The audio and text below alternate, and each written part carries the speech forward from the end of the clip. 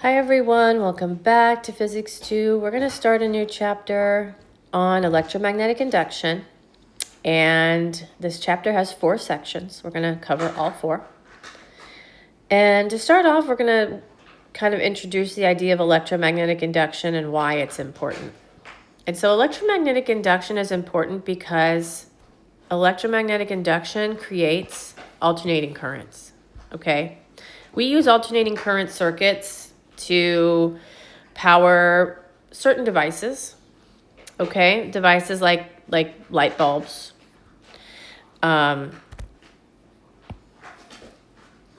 toasters, fans, hair dryers, anything that's plugged directly into a wall socket runs on alternating current. On the other hand, things like cell phones indirectly are powered by alternating current. And what I mean by indirectly is whenever you plug in your phone or your computer or even your PlayStation or Xbox, you notice that attached to the plug that goes into the wall is a brick, right, that gets warm. And what that brick is doing is it's converting the AC current that is in your wall to DC current that will power your phone. Okay, there's an old school phone. You've probably never in your life seen a phone like that. Well, I have. Right, your phone or your... So AC is indirectly powering, everything. But if you want a device to look at a device that purely runs on AC current, it's not going to have that brick attached to it. It's just going to plug straight into the wall. Your hair dryer has like a tiny little box on it, but that's really just a fuse that is going to protect you from a surge, okay? It's not converting AC to DC. Your hair dryer, your heaters, anything that requires a lot of current to heat up is going to run on AC current. So that's just a little technological aside, right? So AC current, we use it for everything. It's when you look at power lines, okay, up in the sky, or up in, not really up, but they're pretty high, right? They're pretty big. When you look at power lines, okay, those power lines are actually have AC current running through them, not DC.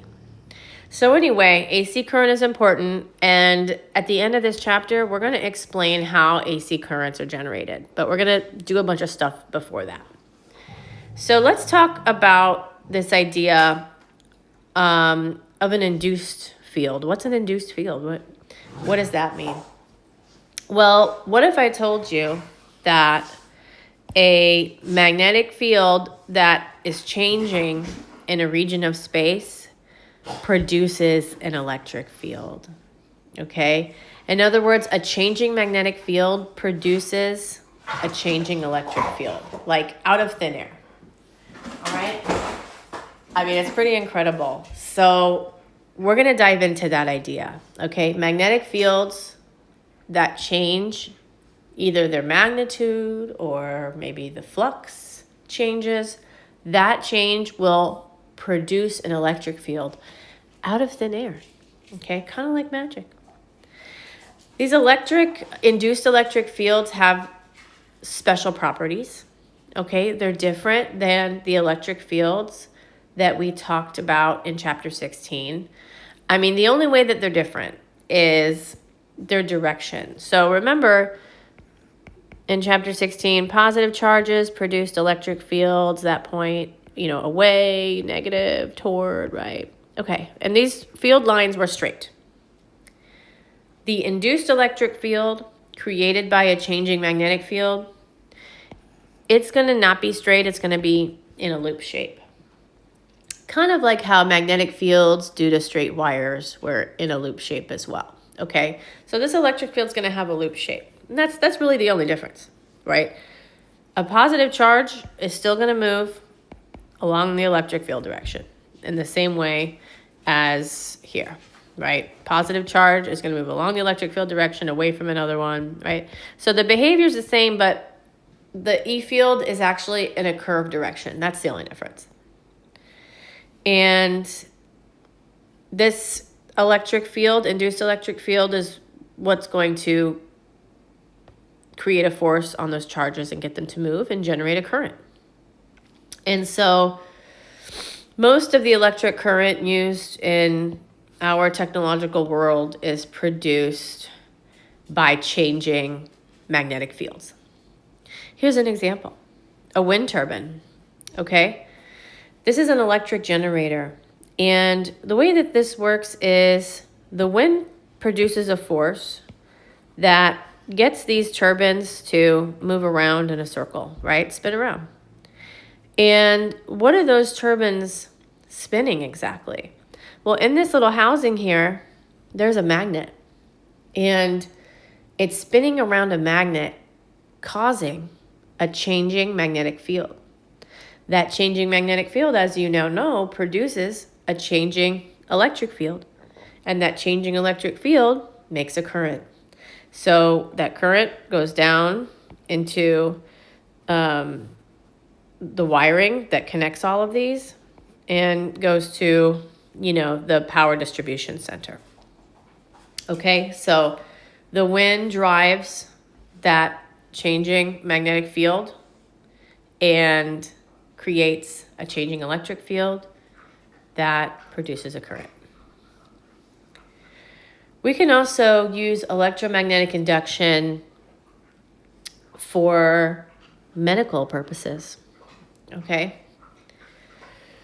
By the way, maybe I didn't define electromagnetic induction yet, so let's take a look at that. So electromagnetic induction is a term that's used for the process where a changing magnetic field induces an electric field, okay? Which is what we've been talking about. So we use electromagnetic induction to create currents, to power things. We can also use electromagnetic induction in medical applications. And so here's a really interesting one. We can use electromagnetic induction in this relatively new medical technique, which you might have heard of already. It's called transcranial magnetic stimulation. And this is a technique that uses changing magnetic fields to produce changing electric fields near the region of a brain that is of, medical importance.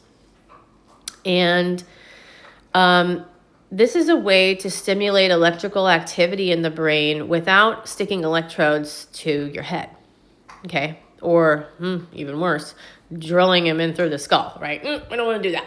So this is using changing magnetic fields to create changing electric fields that will produce a current inside of your brain. Are there current? Why do we need to produce a current inside of the brain? Well, brain activity, right? Brain activity is current. Because why? What are the signaling objects in your brain? What are the objects that your neurons send signals to one another? Those are ions of positive charge. For example, there's like sodium channels, potassium channels, right? There's a couple of different major ions, positively charged ions, that your brain uses to send signals from one region to another. Those are charges, right? Moving charges. So if we can stimulate activity in certain regions of the brain indirectly by changing magnetic fields, producing changing electric fields, we can safely increase activity in certain regions of the brain. So why would we want to do that? Well, depression is thought, it's still a little bit controversial what causes depression in people. But one, theory that is gaining traction is that depression is a result of the lack of electrical activity in a certain region of the brain. And so if we can stimulate electrical activity safely in a region of a brain, maybe we could treat depression, right? So remember in the olden days, I don't know if you remember this, but in a lot of horror movies where they used to do electroshock therapy, right? Doctors had an idea that the brain was electrically active, but we were very crudely hooking their heads up to high currents and almost and through the whole brain, right? Just blasting that thing with electrons. Not safe, usually resulted in catatonic behavior, Well, we have made great strides since then, right? Using physics, advanced physics. So we can now simply create an alternating magnetic field outside of the brain. So if we take a look at this picture here, the magnetic field lines are these red lines, okay? And they're just caused by magnets moving around in these little regions. And well, because that magnetic field is changing, it's going to create an electric field that is in a loop perpendicular to the magnetic field, right? Loops around the magnetic field.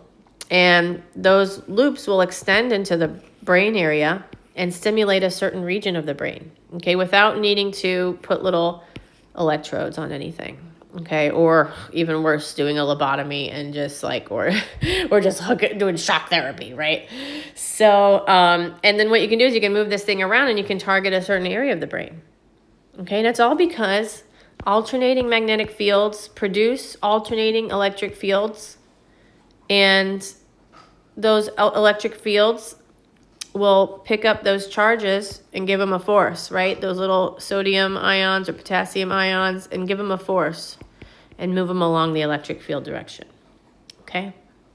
So it's pretty interesting. I hope I've fully motivated you because we have some pretty serious concepts coming up, okay? So you need to be excited about this chapter in order to really, really get through the difficult concepts that are coming up. So, wrapping up this section, electromagnetic induction, okay, a time-varying magnetic flux gives rise to an electric field, and that electric field produces a current, okay, an alternating current. So, we talked about a changing magnetic field. What exactly, we need to be a little more specific. What exactly about the magnetic field is changing? What direction? How do we mathematically understand this changing magnetic field? Well, to get a little more specific, what we need is the magnetic flux to change in a certain area. And a changing magnetic flux will create this electric field. Okay? Let's look at a very simple example. We have a loop of wire. Loop of copper wire, and it's near a magnet, okay? Magnets produce magnetic fields, and the South Pole is close to the loop, so our B fields always go towards the South Pole, right? And so you can see that there are magnetic field lines penetrating or going through this area, right? This loop area. So we definitely have a magnetic flux. And is this flux changing?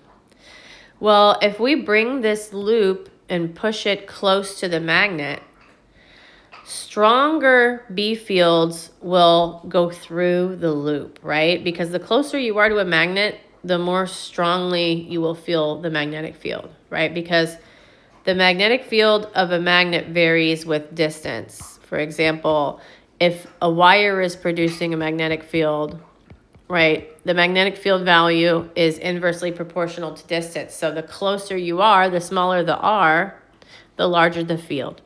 So all I'm saying is that it should be clear to you that bringing this loop closer to this magnet is going to increase B going through that loop. And what we notice is, okay, we're bringing this loop close to this magnet. If we hook up a ammeter, which measures current, oh my God, a current spontaneously appears in that loop.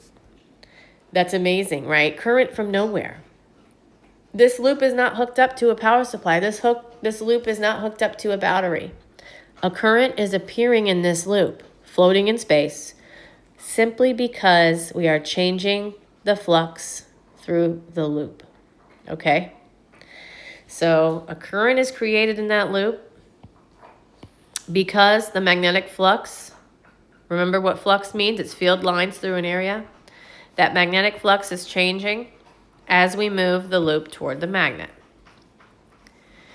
Well, note the direction of that magnetic field. Of that current, right? Note the direction of the current. It is clockwise if you are looking at it from this angle, from the magnet's perspective. Okay, if you're looking at it from this angle, that is a clockwise current direction. Let's do another experiment.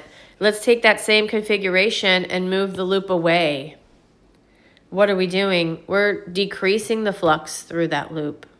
Okay, and why? Because the B field is getting weaker, and the amount of B field penetrating the loop is decreasing. So we're decreasing the flux.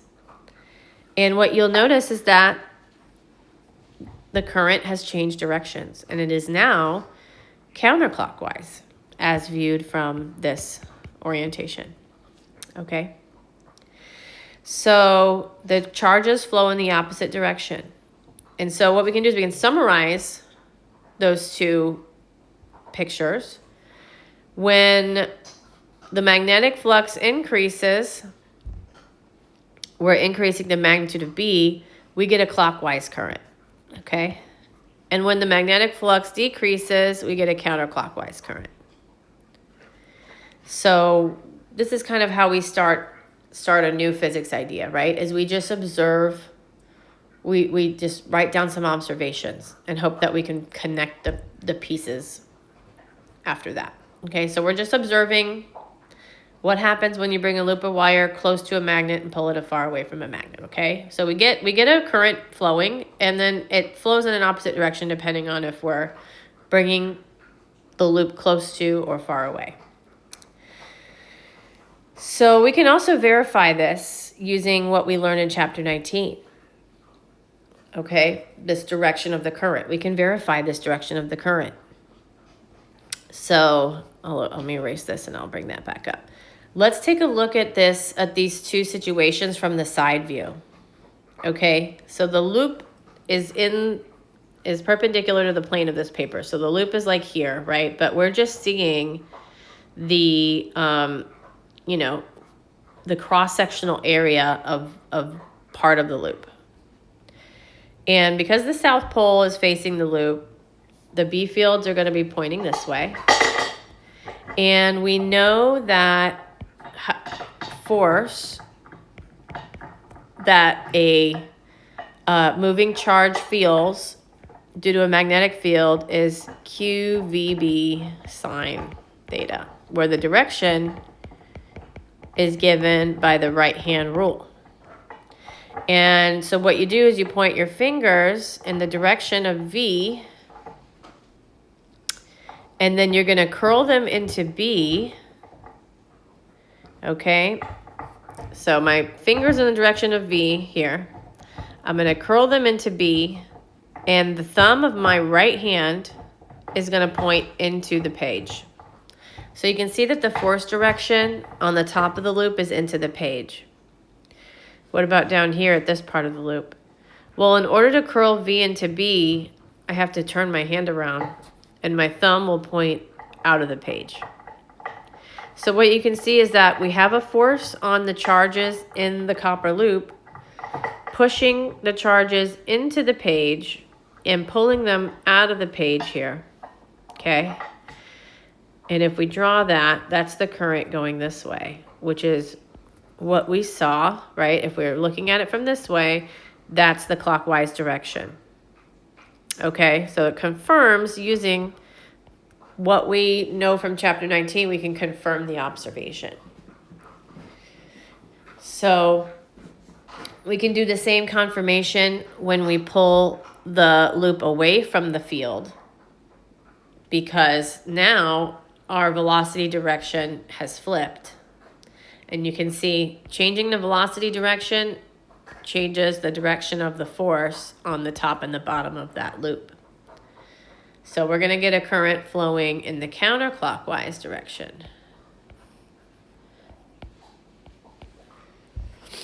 Okay, so we're confirming this observation with what we know from previous chapter, force on a moving particle. And so the question is, okay,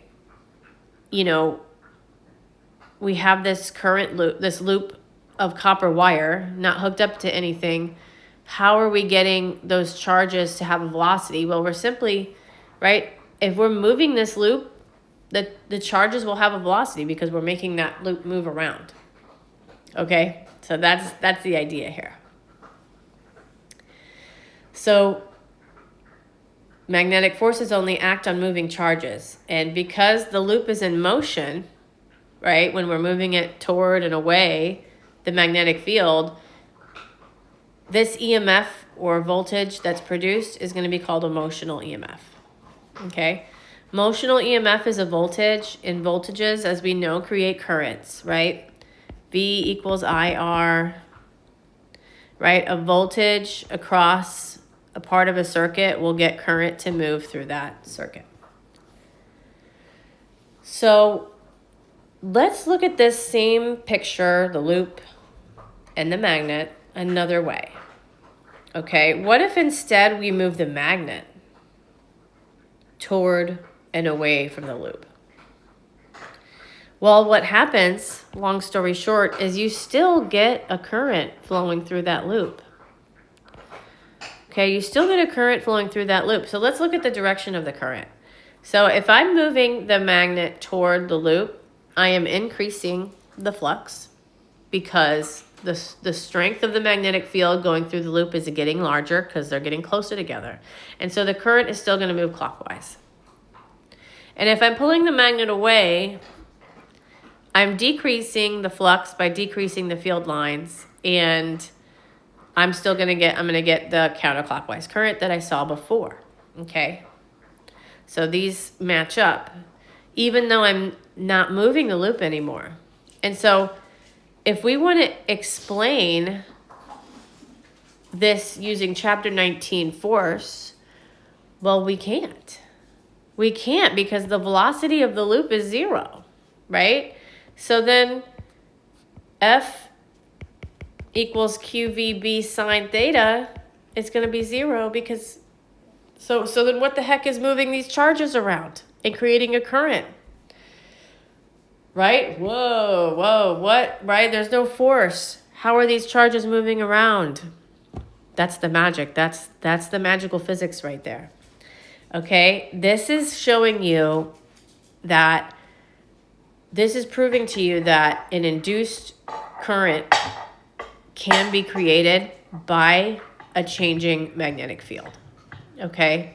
Right? Because there's no force in the first situation we looked at, we're moving the loop, creating a force.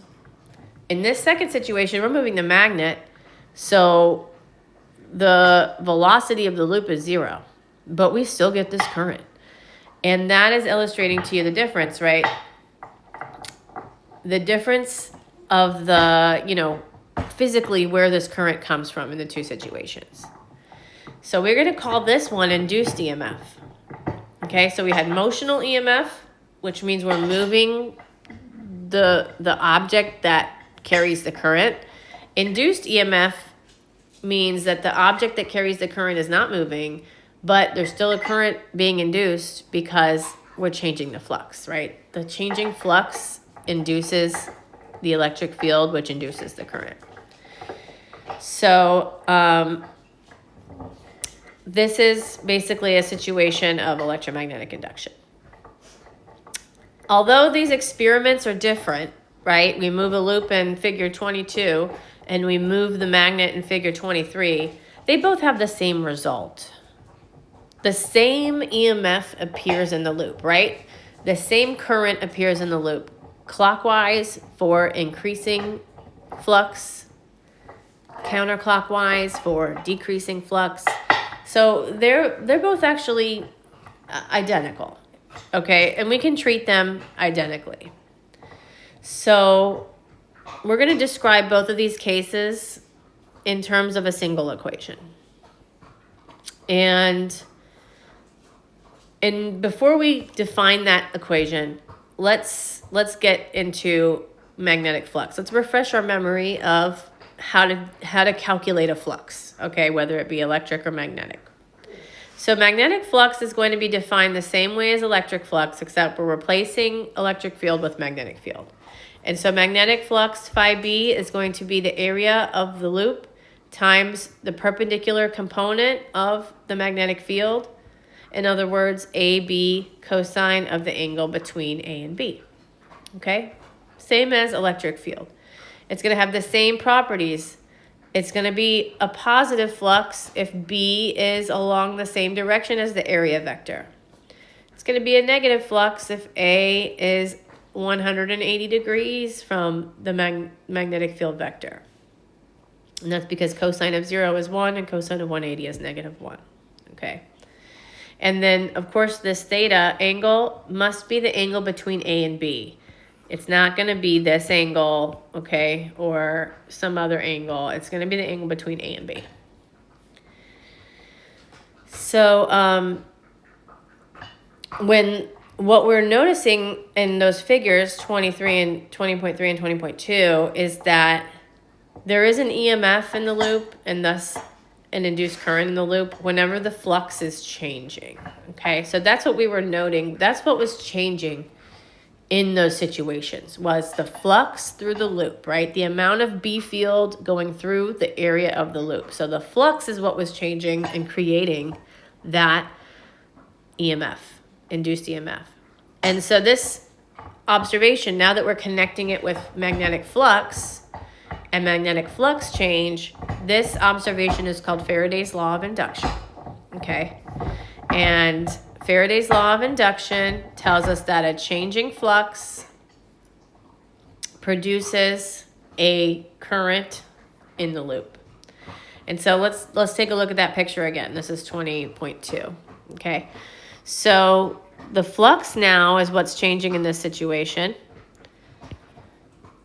The flux can be defined as the perpendicular. So if I'm in the plane of the area right now, okay, this would be the perpendicular component of the B field vector. And the area vector is always perpendicular. So the area vector would be like this, right? Perpendicular to the loop. You can put it anywhere you want. We'll put it right there where that B perpendicular is. And so then the flux would be the area of the loop times that B perpendicular component. Another way to picture it is, it doesn't matter how you look at it. We draw that area vector, okay? And then we note that our B field goes like this, and then we get the angle in between, and that's the other way you can calculate the flux, okay? They're both identical methods. So, right, that changing flux is what causes the current or the EMF. Oops, just wanted to erase this stuff because I'll rewrite it again as I talk. Okay. This is the equation that tells us, this is Faraday's law of induction. This tells us the magnitude of the induced EMF in the loop. Okay, so remember an EMF is a voltage. So this voltage, this EMF voltage is equal to the change in the flux with respect to time. Okay, so that's how you get a voltage. You calculate how much flux is changing and you divide it by the time it took to change that flux. All right, and for now we're going to put magnitude bars here because we're not going to worry about the direction yet of that change.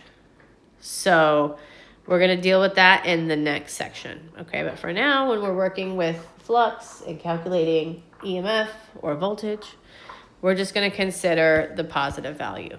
Okay, so let's do an example. And this example is going to be kind of like a derivation, okay? Because it's all algebraic, so there's no numbers here. And what we're going to do is we're going to take a look. This is called a sliding generator, a slide wire generator. So we have a lot of copper here. We got this copper wire bent into a U shape, and then we put this bar on top of it, and they're connected, right? They're connected like by contact. And what we're going to do is we're going to move this bar to the right. And as we move this bar to the right, the area of this loop is going to increase, right? Well, we're going to apply a constant magnetic field through the loop. And we're going to let that magnitude of the magnetic field be B. And we're going to calculate the flux change and thus the EMF produced by moving this bar to the right, okay? Increasing the area, right? Because there's many ways that you can change a flux, right? A flux is BA cosine theta. You can change the flux by changing B, right? You can change B with respect to time. That would change the flux. You can change the area with respect to time. That would change the flux. And you can also change the angle theta with respect to time. So what we're examining in this example 20.1 is how changing the area with respect to time will change the flux. Okay? So how we're going to change that area is we're going to simply move this bar to the right, increasing this area. So we're told that the length of this side is L and that the magnetic field is B. And those are pretty much all the givens. Oh, and the velocity that we're moving that bar is V. So those are all the givens here. What we're going to do is for part A, we're going to do something different. We're not going to worry about the magnetic force quite yet. So instead for part A, let's find the direction of the force on a single charge in the copper bar. I'm kind of just rephrasing part A just to make it a little more clear. All right, so the copper bar is moving with a velocity v. So therefore the charges in that bar are going to be moving with velocity v. Do we agree with that? And so if those charges are moving with velocity v, and there's a magnetic field present, they're definitely going to feel a force. So let's figure out what direction that force will be using the right-hand rule. So we're going to stick our fingers in the direction of V. Let me redraw this.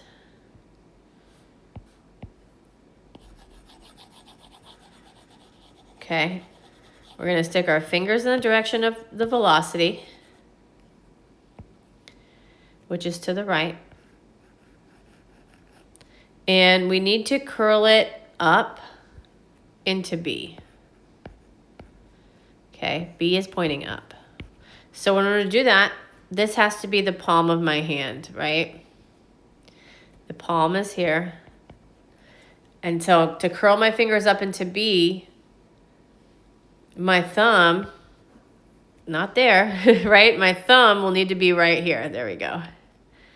Right, if this is the palm of my hand, of my right hand, then my thumb is pointing down towards, towards us looking at this screen.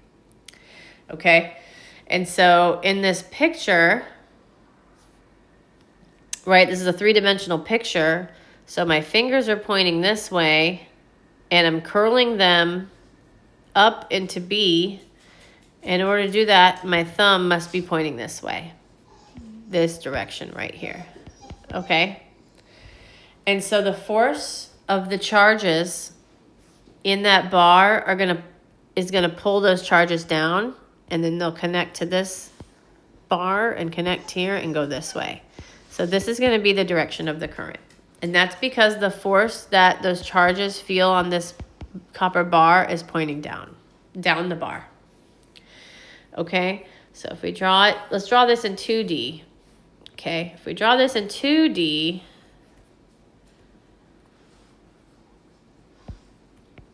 oops, that was a mistake. There we go. Okay, the force, the velocity was this way. The B field is pointing out of the page, right? Because we're looking at this picture and drawing it in two-dimensional right here. And then the force direction is this way, down. And they're all perpendicular, right? F is in the plus minus Y, V is in the plus minus X, and B is in the Z direction, right? Those are all perpendicular to each other. So the force on those charges is pointing down, and then those charges are going to keep going through the copper, through the copper, through the copper, and start over again. So the current direction, it looks like this. Okay?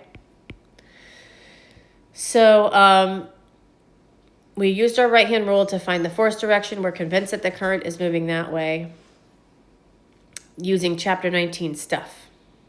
Well, let's use chapter 20 stuff to figure out what the EMF in this circuit is. Okay? So part B is using Faraday's law of induction, find the EMF. I changed what part A was. Okay, so we're going to find the EMF. So we know that the EMF is equal to the change in flux with respect to time, right? Delta flux over delta T. And flux is magnitude of the field times magnitude of the area times cosine theta, but our area vector is also in the B field direction, right? Here's our area vector pointing out. Also in the B field direction, so that angle is 0, cosine is 1, and so it's simply BA. And well, now let's look at this. Is the magnetic field changing with time? No, right? So we can pull that B out of the equation. Not out of the equation, out of the delta, right? We're going to pull B out because it's not changing with time. And the only thing that's changing with time here, that's changing the flux, is the area, right? So we need to develop an expression for the area change with respect to time. And so here's how we're going to do that. Let's look at the area, how we're going to describe the area before we've moved the bar. Well, the area will simply be the length of the bar, L, which was given to us, times this width, right? So it's a rectangle, so it's length times width. Well, after we've moved the bar some velocity v over a time t, this new area is going to be length times w plus d, right? It's longer now. That the length or the width of that is longer. So this area is going to be L times W plus D. And well, the change in A is going to be the final A minus the initial A, right? Where this is the final area and this is the initial area. So let's figure out what those are. So let's plug it in. So here's our first area, area 1, right? Our initial area. It's simply LW. Here's area 2. It's longer now, right? The area has increased by D over L, D times L, I mean. And so we're going to write that second area or that final area as L times W plus D. But we don't know what D is, do we? We need to express D in terms of stuff that's given in the problem. So the way we're going to express that distance, D, well, you might remember this. You might remember that velocity is distance over time, right? So I can solve for distance here and see that distance is velocity times time. That's my dogs. So if distance is velocity times time, I can make that substitution here and I can express my area as L times W plus V delta T. And if I distribute that, I get LW plus LV delta T. So I'm going to plug in my A1 and my A2 into my delta A delta T. Okay, I'm going to plug it in there. A2 minus A1 is delta A delta T. So let's go ahead and put that in this equation. So I have B times A2 minus A1 over delta T. So I have B times A2, which is LW, plus LV delta T, that's A2, minus A1, which is minus LW, right? Because A1 was LW. So all of that is divided by delta T. So let's clean up what's inside these parentheses. I have an LW and a minus LW, so that's going to go away, right? And all I'm left with is, in the parentheses, is LV delta T. So my final expression for the change in flux with respect to time is BLV, because the delta T's cancel, right? So the EMF that is generated by moving that bar to the right with velocity V is the velocity times the magnetic field times the length of that bar. Okay? So that is the EMF. That's the voltage created. And we can use this equation in number 10 in the homework. So that's what I reference in the homework hint that I posted for number 10, is using this VBL, okay? Where L is this length, right? The length of the loop that doesn't change with time. So we kind of did a little derivation, right? And this derivation just simply gives you the voltage created by moving this bar in the slide wire generator. So let's do a little more concrete example now. And this is just basically getting comfortable with the language of magnetic flux. Let me, there we go. I wanted to erase this part. We'll do it together. All right, so what we're going to do is we're going to calculate the magnetic flux of a loop of copper wire, circular loop, that's sitting in a field of 1.5 Tesla, and we're told that the diameter of the loop is 3.5 centimeters. So what is the magnetic flux? And we're going to find the magnetic flux when we're going to find the induced EMF when the magnetic field decreases to 0. So the first thing we need to do is, how do we find the flux? Well, flux is simply BA cosine theta. So B is going to be the magnetic field of the loop through the loop. A is going to be the area of the loop, which is pi r squared. And then we're going to do the angle between the area and the magnetic field, which is 30 degrees, right? Because in the picture, it's 60.